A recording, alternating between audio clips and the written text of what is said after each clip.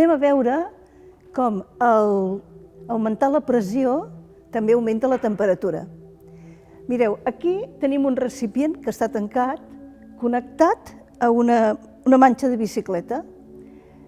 Aquí tenim un sensor que ens indica la temperatura. En aquest moment estem a 23 graus. L'aire de dintre d'aquest recipient està a 23 graus.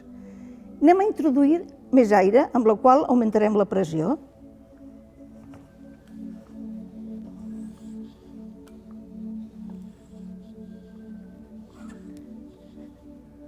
Com veieu, la temperatura ha augmentat, amb la qual queda confirmat que si augmentem la pressió, la temperatura també augmenta.